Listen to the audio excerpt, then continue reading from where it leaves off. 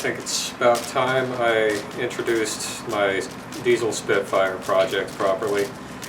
And in order to do that, I've got to start with my old diesel Jetta. Now, there's nothing particularly special about this car except that it was my first. I drove it for about 9 years and put over 100,000 miles on it.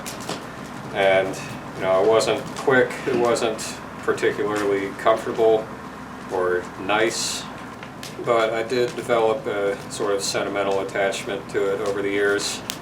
And as I was nearing the end of college, I knew I was going to want a new-to-me car. I refused to ever buy a brand new car. And I really wanted a project that I could take the diesel motor out of this and stick it in. And right around that time, my roommate and I went to look at I think it was a 67 Triumph Spitfire. And, you know, he didn't end up getting it, but I thought later on that that would make a nice car to put it in, and started looking around in Michigan, the surrounding areas where I went to school, and actually found a pair that that same roommate bought, but I was looking for a generation later. That's the, I think 70 to 78-ish generation with the square rear ends. So I just like that style better. And before I even found the car that I ended up getting, I bought a pair of license plates from 1972, because that's the last year in Virginia that you can use the old plates. And I went on eBay just to see what they looked like, and I found this set that said DZL337. So it says diesel on it. I had to get it. Didn't even have a car yet, but took a gamble, and the one that I got ended up being a 72, so it worked out. You might be able to tell this isn't exactly a stock 2002 Jetta, or, you know, mostly, except the wheels and the 2.5-inch suspension lift that I did on it. Got another video detailing that. But I figured if I was going to be stealing this engine, I wanted to have a little bit of extra fun with this car before I junked it, and I did all these modifications and took it on the Detroit Gambler 500. I have since actually removed this engine. It's right over there. You know, when you say you've put your heart and soul into a project, it takes blood, sweat, and tears, and this has already taken sweat and blood. I mashed myself in the face with a pipe trying to pry this engine out. Ah! Jesus! We're going to call it good at 2 out of 3 because there's no crying and hot rodding.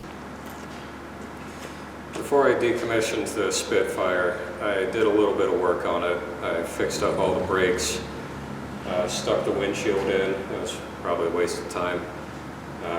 Got a hard top because I'm going to want one of those eventually. It's also handy for keeping the body from folding in half when it's off the frame. And I built this rotisserie to hold the body while I worked on the chassis, and also eventually while I do some work on the body. Got another video for that too. It's not the most robust thing in the world, but I think it's probably not going to drop the car on me, and what more can you ask for, really? As I've discussed this project online, I do get people asking me why diesel, like it's some sort of sacrilege. And honestly, I am going to miss the sound.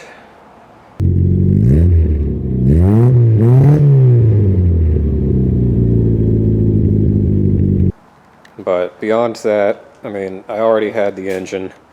I like diesels. I like the particular diesel that I had in my Jetta. And generally, I just really like the concept of putting engines where they don't belong. First time I did that was I took this 80cc old chainsaw engine and stuck it in a Powerwheels Jeep. Once it warms up a little bit, I'll get that back together and make a video on it too. In addition to my subjective reasons, it will have more power and way better fuel economy. I can hear some of you saying, why not use a GT6 engine to keep it all triumph? Well, besides the fact it's been done over and over, brand loyalty is a capitalist ploy to gain greater shares of your money. You are not a corporation's buddy, and you owe them nothing.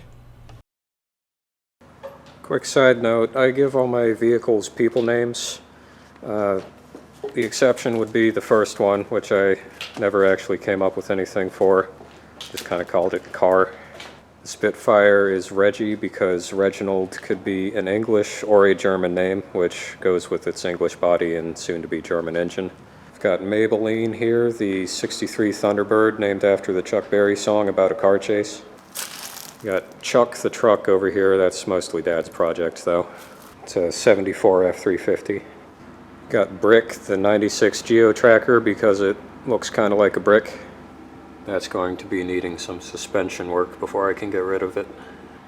Got Sparky, the motorcycle, because of some electrical mishaps the day I got it. It's for another time though. And my current daily driver, a 2001 Z3. It's named Heidi, so theoretically I could get in and yell Heidi ho, but I haven't actually done that yet because it seems like a weird thing to do. This one was supposed to just work and not be a project, but ended up having a bunch of other little bullshit problems that I'm gonna have to fix. I never thought I would really be a car guy in particular, till one day somebody asked me how many cars I had, and I had to think about it. And whatever it was then, I've got more now. So, car guy or too much stuff in general guy, you be the judge. So I got the whole car for $1,400. This one part cost more than the car. It's a custom mechanical injection pump from Performance Diesel Injection in Canada. I'm using this to eliminate electronics and simplify wiring. I hate dealing with computers and their invisible problems, and they ruin some of the character of old cars for me. Also, I hate wires. Back in the indoor shop, at the time of recording, I've got the chassis up on sawhorses. I've just started patching up the holes in the frame that I cut to make the engine and transmission fit. And I have engine and transmission mounts done. So the next video on the Spitfire is going to be that engine and transmission mounts. The transmission is a T5 5-speed manual out of a 5.0 Mustang, and sort of to my surprise they do make a bell housing to make that fit up to my engine. It's a company called Rear Wheel Drive Motorsport that takes engines meant to be in front wheel drive cars and makes bell housings to attach them up to rear wheel drive transmissions. This is more specifically meant for the VW 1.8T, but it works alright. Most of the holes line up. Enough of them, I hope. This is not the specific engine that's going to be going in the car. This is actually the original engine from my Jetta that shortly after I got the car, it dropped a valve inside the cylinder and just trashed it. But we still had the block sitting around, so I'm using it as a mock-up engine. It's got the head off of it for a little bit less weight. This particular year of Spitfire came with a 411 rear end. And with this transmission, that's just not going to do. It would be howling at highway speeds if it got there at all. The red line of the 1.9 TDI was like 4,600 RPM. So I got a differential out of a GT6. It's all the same bolts and stuff. It'll go right on there, but it's a 3:27 ratio, and that'll make it get up to highway speed just fine. Only problem is that happens to be the weakest of all of the transmissions, because in order to make the larger ring gears fit in the housing, they had to make some part of it thinner. So this might explode itself if I'm not nice to it. In the long run, I really want to just rebuild the whole rear end. It's got about the jankiest independent suspension you could come up with.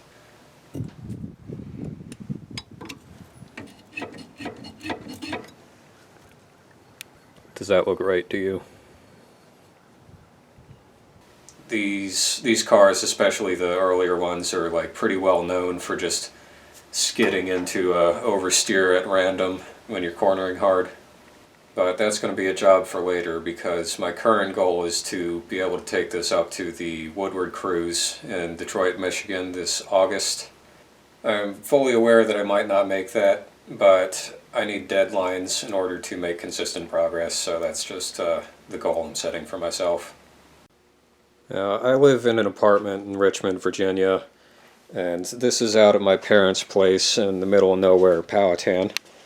So, unfortunately, I can only get out here to work on it on the weekends. But I think I'm making decent progress when I don't have to deal with my bullshit Z3 problems. Maybe if I'm lucky, I'll even make that self-imposed deadline and take it to the Woodward Cruise this August. It sure as hell won't be done, but if I can get it to go and stop, then it's going to Michigan. Now, this isn't a Diesel Spitfire channel, this is just a channel for all the stuff that I make. But I will be posting a new video for every major milestone, so if you want to follow along, go ahead and subscribe. I'll see you next time.